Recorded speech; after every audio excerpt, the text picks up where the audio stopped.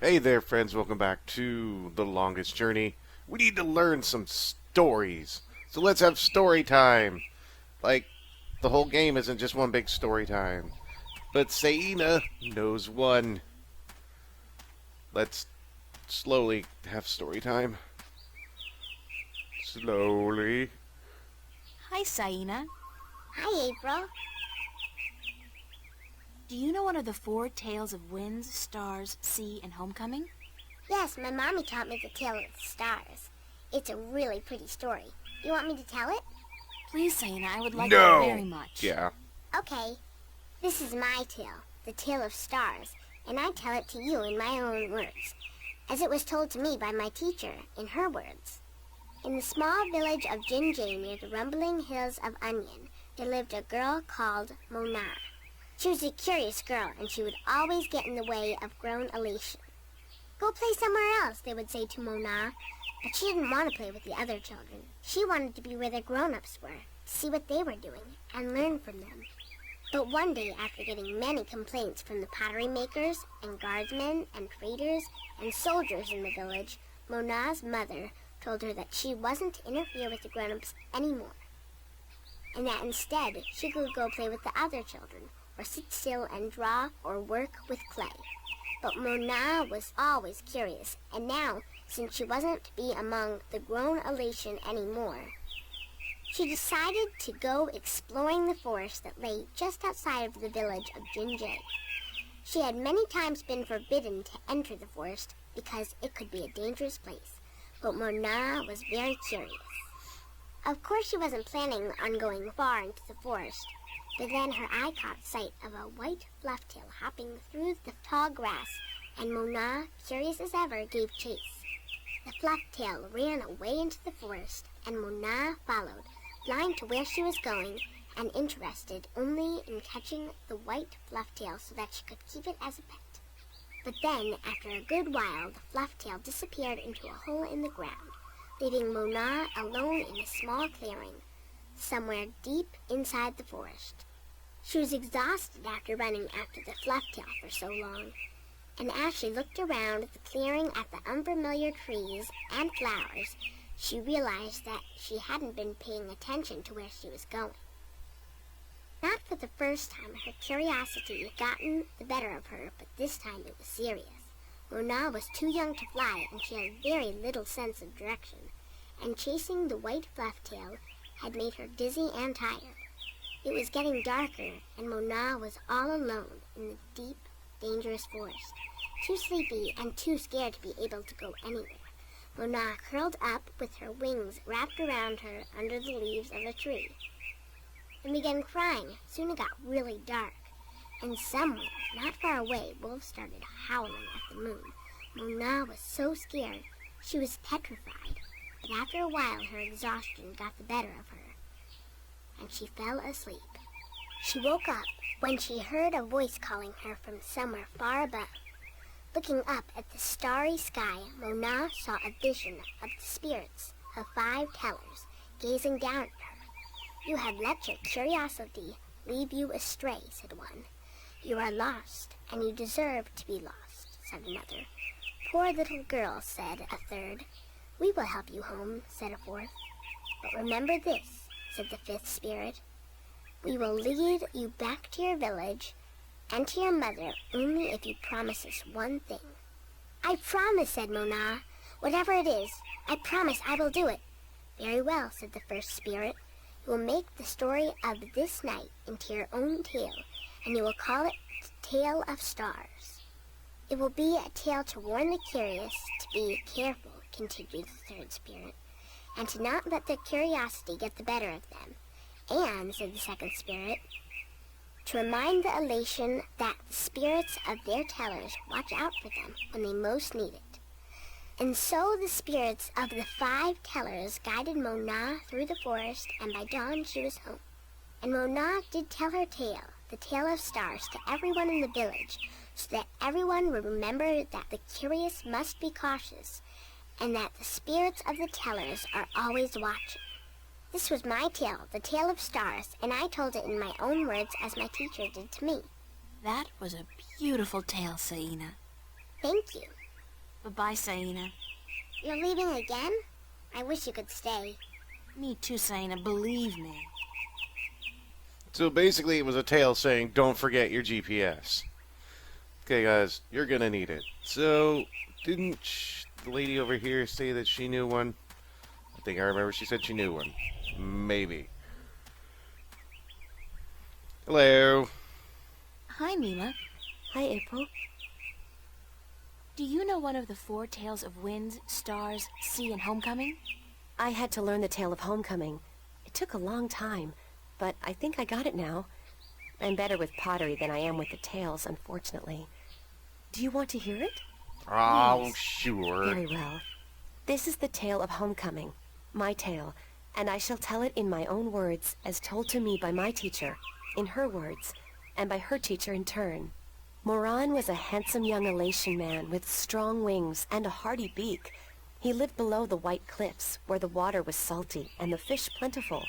Moran was betrothed to Anara, the loveliest girl there ever was. She was fair and slender and tall, and her eyes were the clearest shade of blue.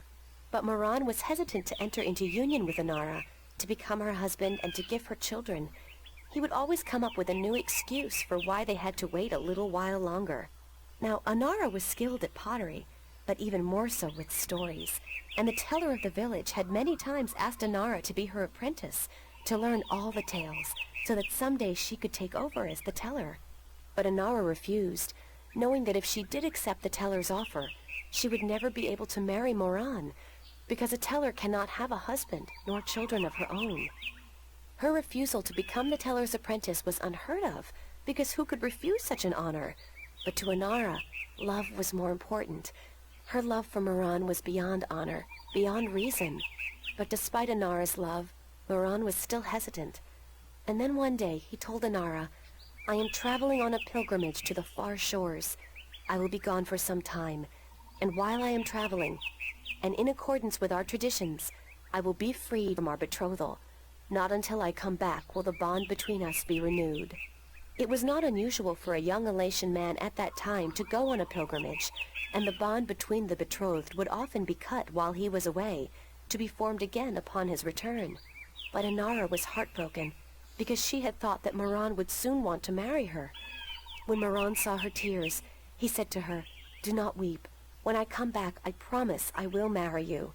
Just wait for me, and stay with your pots, to make the time pass quickly." And then Moran left on his pilgrimage to the far shores. Many years went by, and Moran had exciting adventures on the far shores. But by and by, he began to long for home, and for Anara. And now he had finally realized that he loved her, and that he wanted to marry her. But when he returned, he could not find Anara amongst the pot makers. He went to visit her family, and they told him that, after waiting for many years, Anara accepted the teller's offer of apprenticeship. And that when the teller left on the last wind during the previous winter, Anara herself became the new teller. Angry, Moran made his way to the teller's nest, and when he saw Anara, he said to her, "You promised me you would wait." But Anara did not say a single word in answer. She just turned around and lifted something wrapped in leaves from the cot behind her and gave it to Moran. Moran unwrapped the package, and inside he found an old pot, cracked and broken in two. "What is this pot?" he asked. "And why did you not wait for me like I asked you to?" And finally Anara spoke, and she said to Moran, "I made this pot for you, my dear Moran, when you left, because I wanted it to be my marriage gift to you.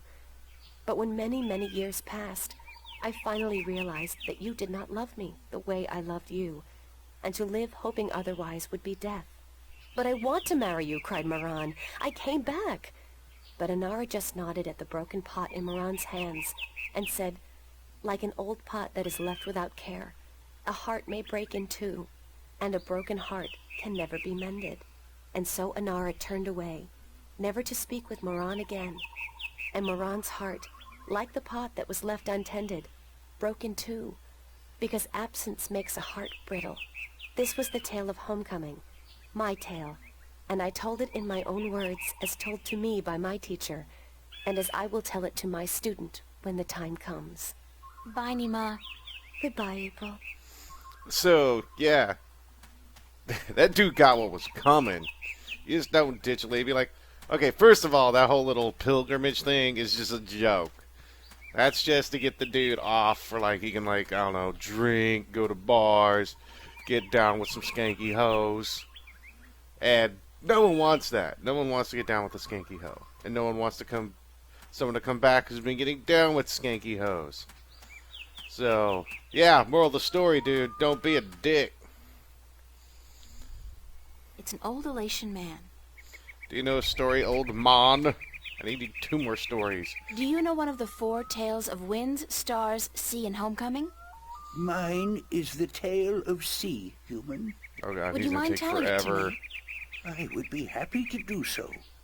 This is the tale of sea, told in my own words, as it was told to me by my teacher in his words, and to him by his teacher in his words. This was a very, very long time ago, when the Alatien were a strong people, and we could spend days riding the hot winds above the seas.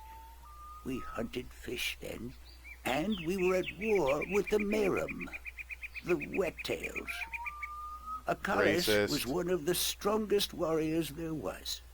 His claws were sharp and long, his beak pointy, and his teeth strong.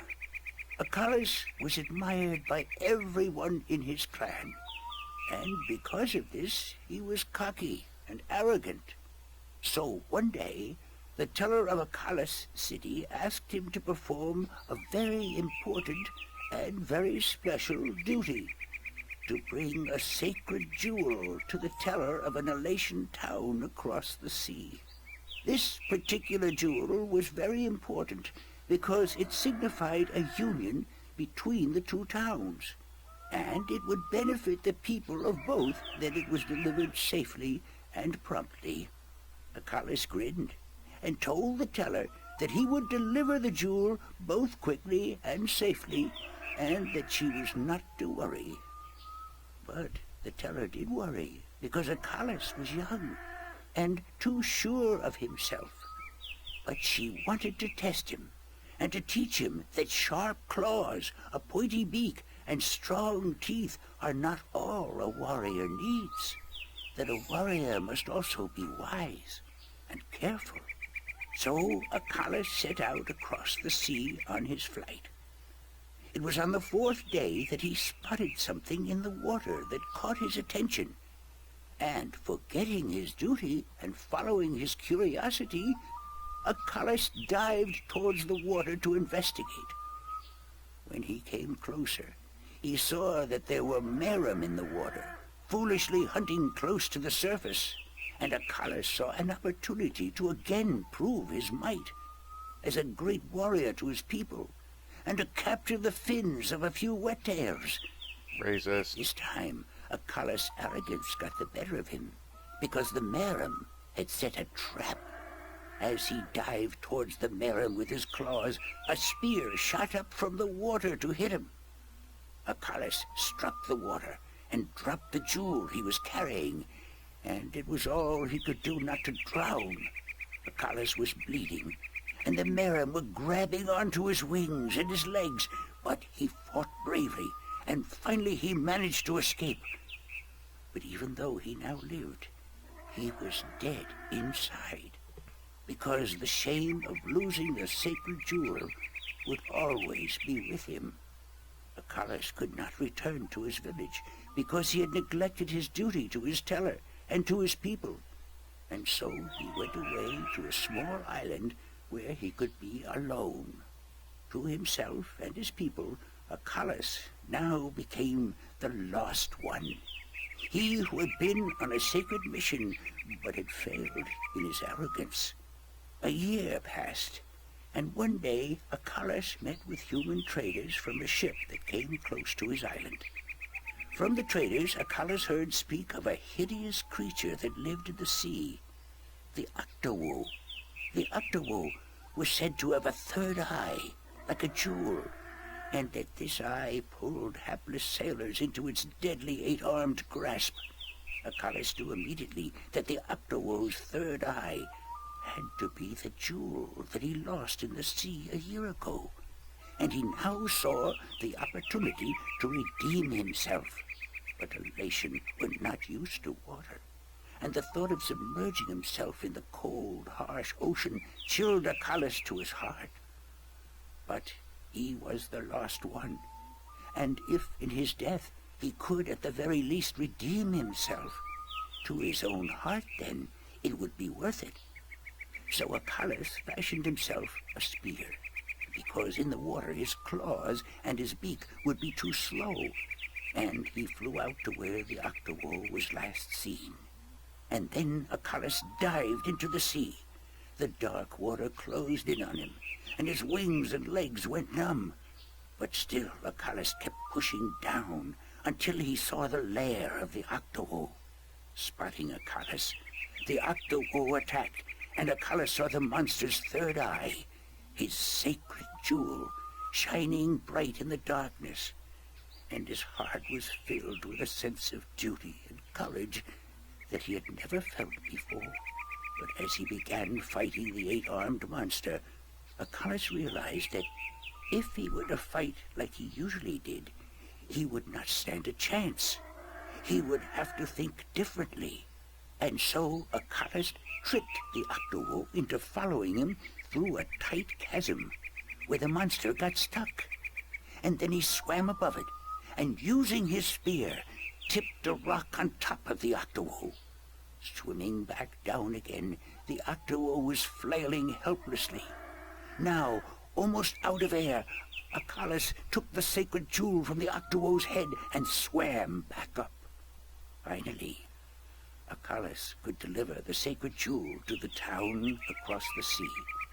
And upon returning to his village, he went to the teller, bowed his head, and said, "Forgive me, teller, for in my arrogance I thought I could do everything. But I could not, and I became the lost one because of it."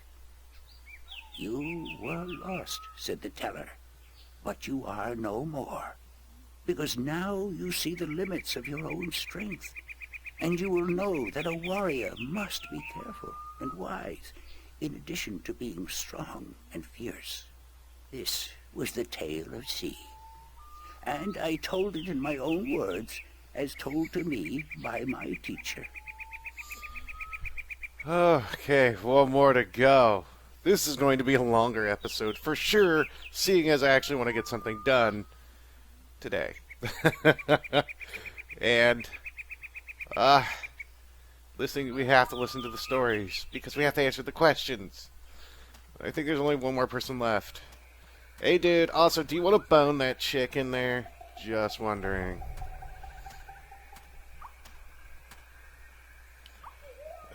Let's go ahead and see what's going on. So, Isam, that's your name, isn't it? Yes, Isam of Tamar. A good-looking guy like you must get a lot of attention from the girls, right? Are you asking me for courtship? Me? No. Wings don't do anything for me. No, I was just thinking, maybe you had your eye out for somebody special? I'm without a mate. The women of Tamar are cold and unfriendly, and whenever I try to talk to one of them, she ignores me. Huh. Even Nima? Nima? No, she's too pretty for me. She won't appreciate my attention. This is like high school. Trust me, Isam. You go talk to her one of these days, and I'm sure you'll find you have a lot in common. Just be yourself, okay? You think so? Perhaps you are right. I will do as you say, Windbringer. Thank you. I mean, yes, I am the Windbringer. You do what I say and go talk and have lots of fornication with the lady. She will be receptive to your male organ. That was really weird. Do you know one of the four tales of Do you want to winds, bore me with stars, a really sea, long and story? homecoming? Mine is the tale of winds, Windbringer. Only Wish if to it's hear it? really short. Very much. Then I shall tell it. This is the tale of winds, my tale, and I pledge to tell it in my own words, as told in turn by my teacher. In the village of Karan, in the mountains of tall winds, there lived a young Alatien woman named Iwana. Ioana had one desire above all others, to soar higher and farther than anyone else. And even though her wings were no broader, nor her body sleeker than anyone else's, she pursued this foolish desire without rest. And as time passed, she did soar higher, and she did fly farther than the other young Alatien in her village. And her name became known far and wide amongst the tribes of the mountains of tall winds. But still, Ioana was not happy. She was not happy because, in her vanity, even though she was better flyer than almost everyone else, and to her eyes, she was still not good enough. She wanted to be so much better than anyone else that she would be remembered for all time as the best flyer amongst all the Alatien. And so one day, Ioana decided to climb to the top of Mount Bakta'ana, the Tower of Light, and to soar from those giddy heights to the ends of the world. Her friends and her family pleaded with her not to, because every Alatien knew that to soar from such heights was dangerous, that at such heights the air was thin and the winds treacherous. But Ioana would not listen, and on a cold and clear morning she climbed up the Tower of Light to the rock and the ice at the very top. From there she could see to the ends of the world, and it brought tears to her eyes to know that now, finally, she would be greater and better than any Alatien before her. And so Ioana spread her wings and leaped off the mountain. Those who watched her from far below said that for a split moment Ioana soared, and she soared higher and farther than any Alatien before or since. But then the treacherous winds caught a hold of her, and the thin air made her plummet towards the ground, and to fall to her death amongst the rocks at the base of the mountain. In her vanity, Ioana could not see beyond her desire to be the very best. And vanity always stands to fall. That was the tale of winds. Oh, thank God tale. it was short. I told it in my own words, as told to me in turn by my teacher. Thanks. Now I have all 4 stories. I can go talk to someone else. And hopefully what they say is shorter than what I just went through. I mean, I'm all for story time and all, but that was almost half hour of story time. All right, buddy. I finished what you sent me out to do. Are you ready for the questions now? Yep. Sock it Yes, to me. ask me the questions. In the Tale of Winds, which mountain did Ioana fall from in her vain attempt to fly higher and further than anyone else? That was Bakatana. Mount Bakta'ana, the Tower of Light. That is correct. In the Tale of Stars, what did Mona see in the sky that helped her find her way home? That would be the spirits of the 5 tellers. The spirits of 5 An tellers. airplane. That is correct. In the Tale of Sea, what creature did the Lost One battle in his quest to recover the sacred jewel? Who knows? Oh, those ones aren't The funny. Octawo? That is correct. My final question to you is this. In the Tale of Homecoming, what was given to Moran by his teller when he returned from his pilgrimage? Homecoming party.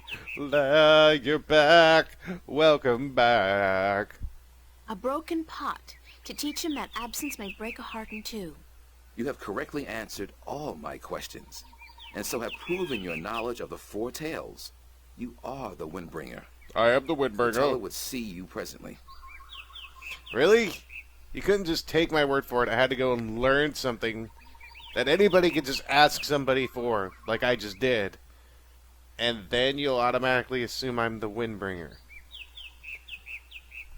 Okay, see you later. Wow, you have a huge head.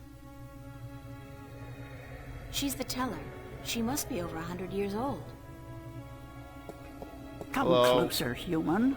No. Don't make me. Closer. I cannot see your face. Well, maybe you shouldn't look at the ground. Closer still. Come sit here by me. Okay, I'm getting creeped out. If you have candy, I'm leaving. There you are. You see, my eyes are not what they used to be. Ages ago, I could spot a ladybug crawling up a straw of grass from 15 tree lengths up. Now, I have a hard time seeing my supper. Stop looking My down. ears. Balance be praised, my ears, they are as good as ever. I could hear you outside, learning the tales my children tell. You are a good listener and a fast learner. They were interesting stories, and your people told them well. That is what we do. The Alatien are the keepers of the tales, and I am their teller, the one who must know all the tales told since the day we came to this world. How can you do that? How can you remember every story ever told? The secret is to tell them often and to tell them in your own words, not the words of your ancestors. Doesn't that mean that the stories change with every generation? Yes, as all tales must. Change is important. Otherwise the tales will have no meaning to us. They will just be words, and we do not care about the words. We Just care put that about stuff on what Wikipedia. the words tell us. How long have your people been telling stories? Since the beginning, human. Since we came to this world a long, long time ago. You're not from Earth? From Arcadia? Not according to our tales. We came on a great wind before the divide, when the earth was one and humans had yet to learn of magic and science. But we were a different people then, and the tales we tell from that time are vague and incomplete. Like myths and legends, the younger Alatien pay little attention to these tales. Sometimes I worry they will be lost with me, these tales, and I am getting old. Very old. Not taking over. Not taking over. I came to you to find answers to some important questions. Ask, and I will try my best to answer. Have you heard of an ancient god or dragon that lives beneath the sea? Once, long ago, when my people lived in harmony with the Merim, there were stories of an old god worshipped by the Merim who resided deep in the darkest depths of the ocean. According to legend, the old god had once brought the Merim into their realm, into the ocean, and he was now sleeping, resting before the journey back. Back where? To a great ocean amongst the stars. When the time came, He's he a would space gather the whale. Merim and bring them home with him, back to their world, to their ocean. Strangely enough, we have a similar tale. It is said that the great wind that brought us here will someday return to bring us back to a place where we can soar forever on warm winds. Like heaven. In a way, perhaps, but without the need for any of us to die. The great wind will just sweep us up and carry us away. Every evening before I go to sleep, I recite this tale to myself. It is a comforting one. What do you know about the Dryac kin? The kin are numbered 4, or so our tales tell. 2 in this world, 2 in the other. The mirror world, the white and the blue, the red and the green. Do you know where they are? No, the tales never say. The kin are elusive. They keep to themselves. I have never seen one myself, and I doubt any of my kind has. The tales do say that our past and our future are tied to the fate of the kin, but how I would not pretend to know. This is one tale that is yet to be told. Do you know anything about the Guardian's realm? This is human business. Would you not know more than I? Your people are the keepers of the tales. You remember more than humankind has forgotten. Please, I need to hear what you know. Oh, don't tell me That another is very tale. little. The Guardian's realm is home to the Guardian in his tower. No one is permitted within except the Guardian who was, the Guardian who is, and the Guardian who will be. And of course the Dryac kin, who were instrumental in its making. Have you ever heard of the existence of a hidden entrance to his realm? Oh, yes. Yes, I have heard tell of such a thing, though I would not know where it is. I gather that one of the kin may be able to tell you. Thank you. I don't have any more questions. No, I had one more I am question. glad I could help you with some answers. I'm the Windbringer. I know you are. It's strange to me to hear those words spoken. I did not think they would be in my lifetime. But here you are, standing in front of me as real as the sky is blue. I'm sorry I have to ask, but what is it that the Windbringer is supposed to do for you? I did not expect you to walk in here and have all the answers, child. The balance has both blessed you and cursed you, and it has sent you here to do what it wills. The Windbringer is said to be the first sign of the great wind that will take us away from here. For a long time, the Alatien have lost the strength they used to have. Our bones have become weak, and our wings fragile. Where we used to be able to soar for days on strong winds, we are now using our legs to walk rather than fly. Why this is, we do not know. Tan Yen. You know of the reason for this? I'm just guessing, but it makes sense. Go on. The tales also say that the Windbringer will unite us with our past and end the age-old strife. I know. You must make peace and be reunited with the Merim. You share a common ancestry. I have always thought we did. The tales were too similar, the signs clear. But my people, they will have a difficult time understanding why and how this can be. If you don't, both the Alatien and the Merim will die out. When war broke out between your people and you were forced to move up into the mountains, it compromised a precarious symbiosis. A substance called Tan Yen was abundant where the Merim and the Alatien lived in close proximity. It brought fish and heat and light to both your people. But now, living up in the mountains, your way of life, your diet, your customs and habits, they've all changed. And that's probably the cause of your brittle bones and fragile wings. Then we must make peace with the Merim and restore the balance between us, so as to strengthen us both and prepare us for the journey that will surely come soon. When our sitting is over, I will speak to my people, and I will elect one representative from the Alatien to meet with the Merim in the place of your choosing to open a dialogue. I guess it's time for you to talk to your people and for me to make arrangements with the Merim. Where do you wish for our meeting to take place, Windbringer? You want me to decide? Well, I know. Send your ambassador down to the ancient caves by the beach. Inside, there are remnants of an old Alatien settlement and a Merim city. It's a good place for your two people to meet, don't you think? Yes. And could you ask if they would bring their half of the stone? The stone? You have the other half? We have held on to it Shocker. for centuries, knowing that someday it would be of use to the Windbringer. It will, trust me. Then we must make haste and arrangements. It is an important day, so let us not waste light. Go and wait for my ambassador in the caves. Are we just gonna cut the black, or do I have to actually walk there? Hopefully I don't have to walk there. Yes! Cut the black. Woo! It's amazing. This place is so beautiful. And the scent of sea and rock and nest. This scent is of home. This was home a long, long time ago, according to the tales. We lived in peace with the with the Merim back then. Now you'll be able to live in peace again.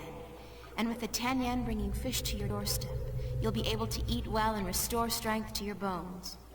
Soon you might even be able to soar on the winds for days like you used to do.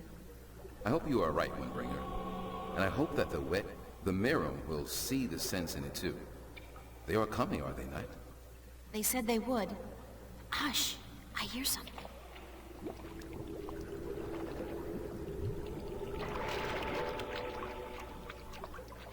We are here, Water Stiller, as was promised. Good. Now, as representatives of your respective peoples, you, the Queen of a Merim city, and you, guard to the Alatien Teller, must fulfill the prophecy and join the two parts of the one stone. We hope that our peoples may be joined again, Alatien, and that we may live in peace and prosper. As do we, Merim. And we pledge to do all we can for this to happen.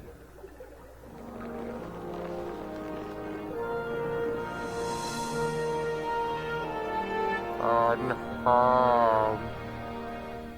The stone is now whole, Windbringer. There was nothing in your And hands. the Alation and the Mirum will once again be as one. You may take it with you. Thank you. The both of you. Come now, April, and we will take you to our sleeping god. May his wisdom guide you and lead you down the right path.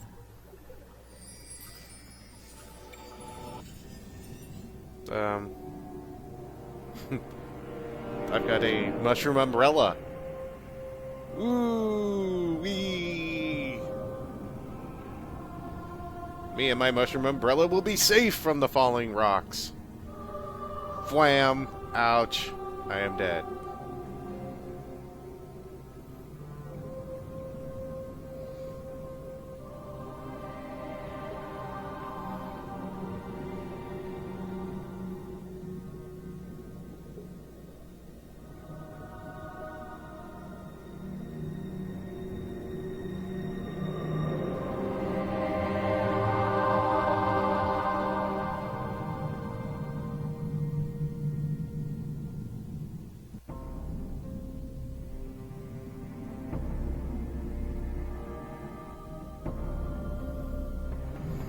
And we are here. And there's sand, a large rock, and more sand, and more large rock.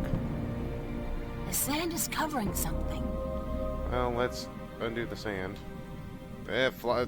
Fly over there! Fly through the sea! What in the hell? It's some kind of organic sensor. Hello? Hello? Is anybody in there? Spooky. Well, I guess it's an invitation of sorts. Well, sure. Let's just go swim up into its orifice. That makes sense. There's air in here. And it's dry. I swear I'm never taking a bath again. Yeah, you look like an eye. That doesn't look like a natural protrusion. It's too big and round. Hello? I know you. Damn. Hello? Do not be afraid. I know what you are. Girl Scouts. You do? Yes. Yes. What would you hear? I do not like to be disturbed. I wish to be left alone. I wish to rest until the day Can you talk a little bit faster? ascension.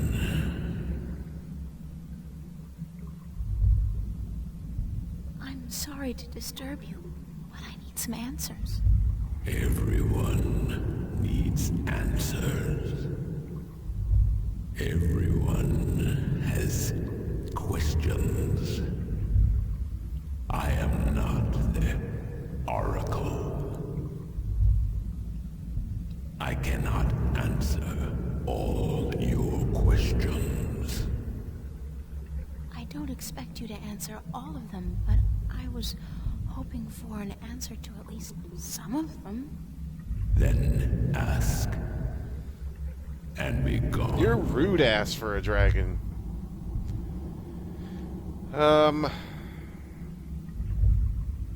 Sure, I'm looking for Dragon's Eye jewel thing. I'm looking for a jewel called the Dragon's Eye. Yes. I have one such jewel.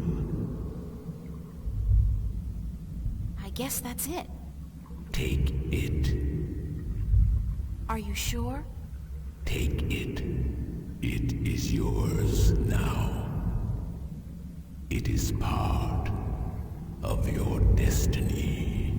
It is my density. Okay. Tell me if it hurts.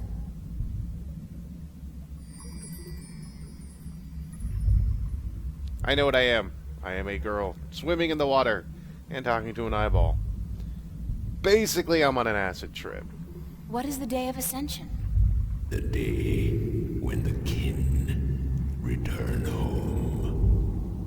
When my siblings come to me, and we rise toward the stars for our journey back to our cradle.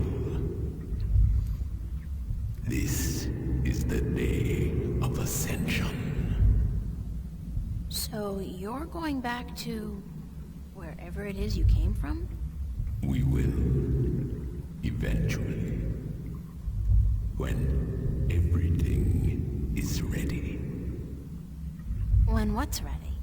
I will not Chicken answer strips. that question.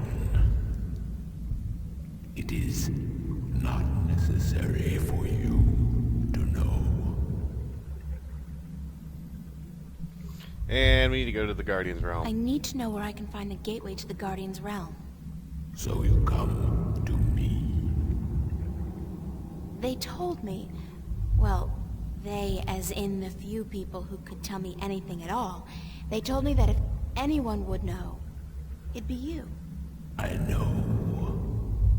When the earth was divided, there was a doorway left open where the tower was built. But it's moved, hasn't it? That spot. When Stark and Arcadia were created, that spot moved somewhere else. Into the sky. Amongst I need a rocket ship. stars. Great. But where? I knew you were coming. Your journey has not been a quiet one. Even down here, I could hear you. I speak with the Dark People. They are my messengers. They have prepared a map for you with the entrance you are looking for. You knew I was coming and why? Then, okay, I know this is probably a futile question, but why didn't you send the Dark People to me earlier? You could have saved me a lot of time and hard work. You are afraid of time and hard work. No, but it's the principle of it, isn't it? No, it is not. You had prophecies to fulfill. You had a purpose. Bringing my children together in preparation. This was important. And for that, I thank you. What am I? What do you mean? You said you know what I am. What am I? You do not know. Then it is not I who should teach you about your heritage. You must make this discovery on your own. Listen, I'm tired. I'm wet. I'm at the bottom of the sea, and I'm breathing with the help of a polyp stuck in my esophagus. So just cut the Buddhist bullshit about a journey of self-discovery and answer my question. Please? Your question has already been answered. That is all I will tell you. Your journey began with an answer. It is only now that you know the question. That's so not helpful. But thank you. Now, I wish to sleep. You said something about a map? The Dark People have it. They will meet you. I will bring you to them. What? Now? No, later. Yes, now. Hold on. Whee!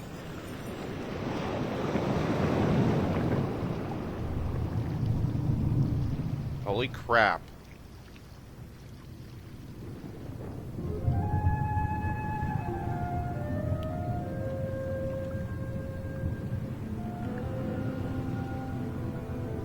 What?